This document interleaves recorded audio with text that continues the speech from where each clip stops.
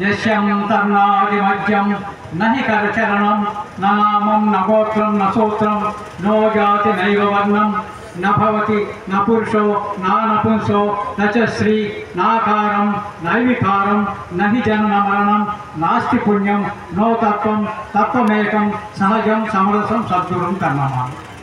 వెంకటేశ్వర స్వామి వారి యొక్క పాదవతులు సంస్కారం తెలుపుకుంటూ మరి ఈ సభకు అధ్యక్షుడైనటువంటి సర్వ సంకల్ప బ్రహ్మహిత శ్రీ కందిమళ్ళ లక్ష్మీనారాయణ ఆవిరి వారికి గౌరవ సంస్కారంలో మరి వేదిక పైన ఉన్నటువంటి పరమ గురువులందరూ కూడా వారి నా యొక్క గౌరవ సంస్కారం తెలియజేసుకుంటూ మరి సభలో ఉన్నటువంటి గురువులందరూ కూడా నా గౌరవ సంస్కారంలో శిష్యుడికి ఆ యొక్క గురువు యొక్క శుభాశిస్సులు తెలియజేసుకుంటూ మరి ఈ సభ జరుపుతున్నటువంటి యొక్క పరిపూర్ణ సహాయానికి అని వారి యొక్క కుటుంబ సభ్యులు మరి వారి యొక్క బృందం కూడా సంస్కారం తెలియజేసుకుంటున్నాం.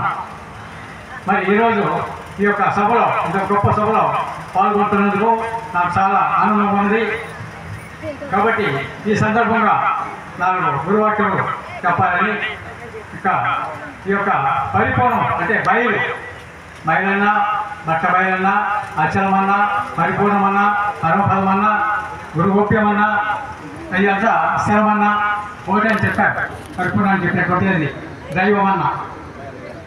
అది ఈ దైవము ప్రత్యక్షమా పరోక్షమా అనే విషయంగా 4 మాటలు చెప్పాలని యొక్క సంకల్పము.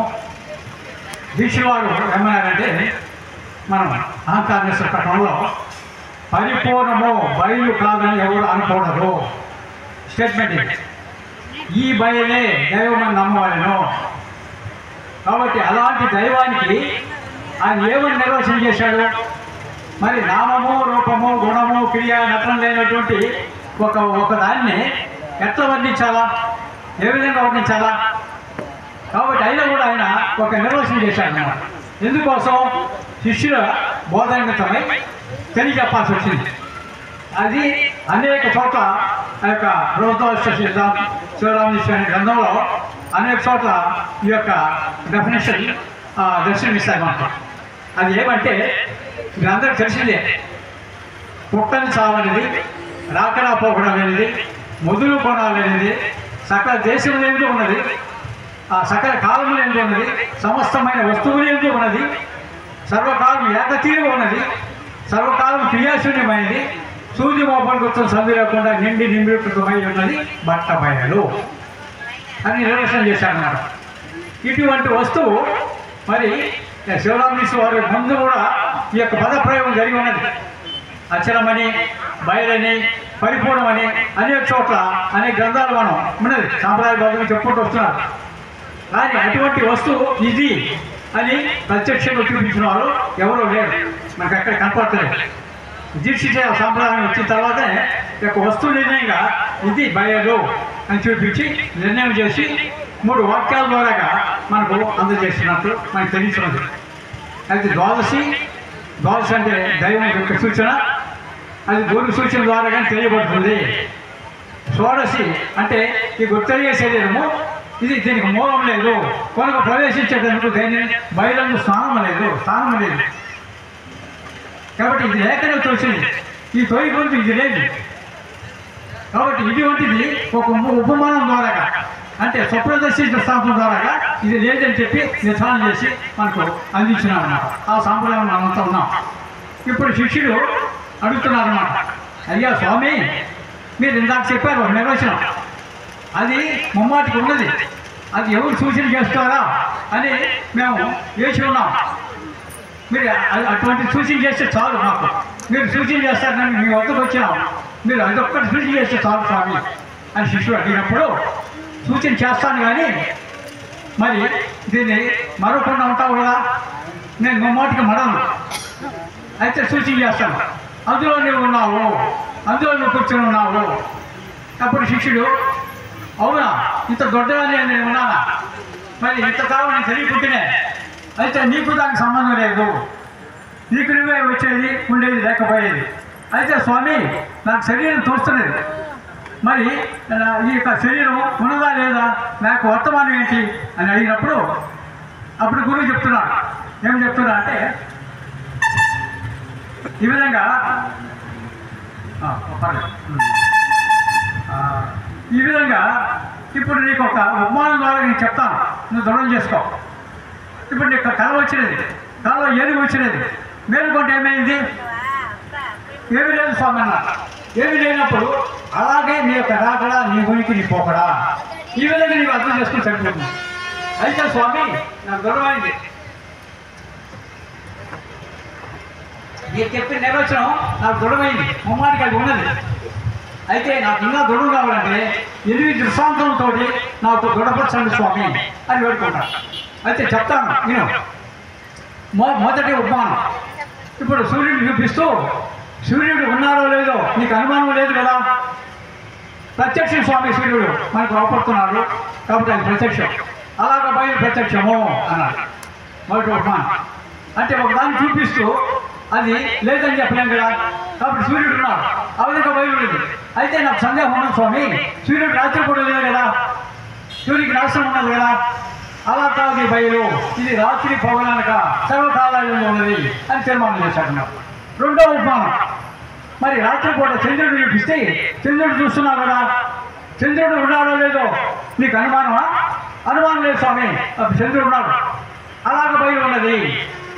అయితే పగలో లేదు కదా, ఇది చంద్రుడికి క్షీణిస్తున్నారు కదా, వృద్ధి చంద్రుడు, క్షణ చంద్రుడు, శుక్లపక్షం ముందు, బహుళపక్షం ముందు వృద్ధి క్షణదర్శనం ఉన్నాయి కదా, అలాగ బయలు లేదు, ఇది దీనికి నాశనం అయ్యేది కాదు, ఎప్పుడు ఎప్పుడు ఉంటుంది అని తీర్మానం చేశాడు. మూడవది, ఈ భూమిని చూపిస్తూ భూమి ఉన్నది కదా, ప్రత్యక్షం ఉన్నది కదా, నీకు అనుమానం లేదు కదా, ఉన్నది స్వామి, ఇది ఉన్నది, అలాగా ఈ బయలు ఉన్నది.